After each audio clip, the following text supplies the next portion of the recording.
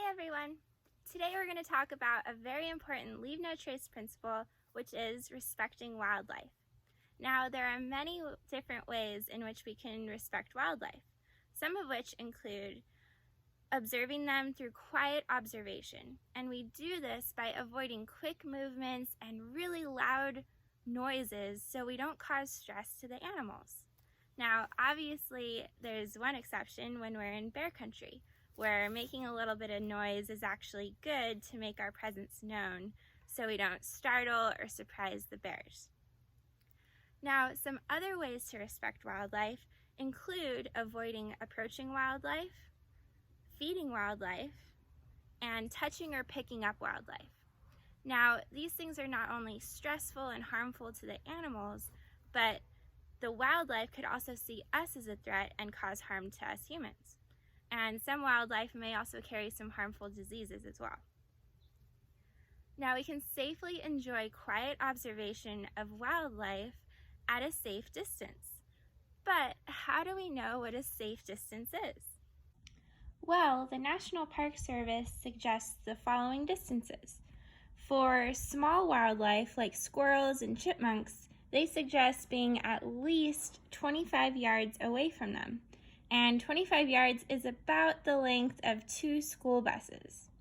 Now, for larger wildlife like deer, they recommend staying at least 50 yards away from them, and 50 yards is about the length of 4 school buses. And for dangerous animals like bears, moose, and even buffalo, the National Park Service suggests being at least 100 yards away from these animals. And 100 yards is about the length of 8 school buses. There's another way to estimate these distances when we see wildlife, and that's called using the rule of thumb. Now, to use the rule of thumb, extend your arm all the way out, locking your elbow with your thumb pointed towards the sky. Now, focus on your thumb while closing one eye or covering one eye, and look to see if your thumb covers wildlife completely. If it does, then you're at a safe distance from wildlife. If it doesn't, then back up until your thumb is completely covering that wildlife. Then you'll be at a safe distance.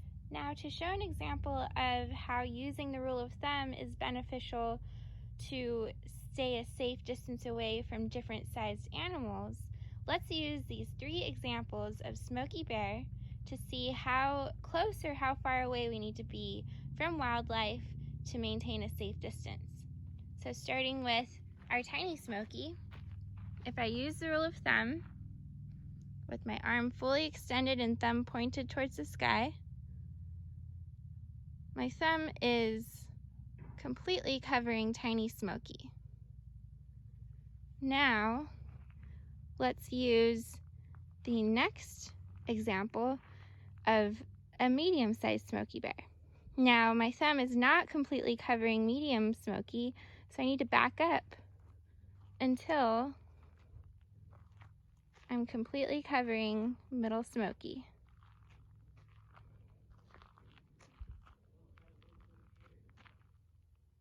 And just about there is a safe distance from middle Smokey.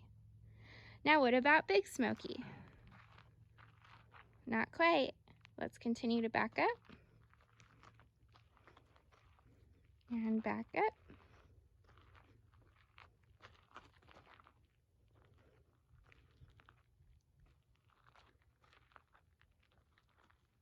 And back up. Now, just about here, I'm a safe distance away from large Smokey.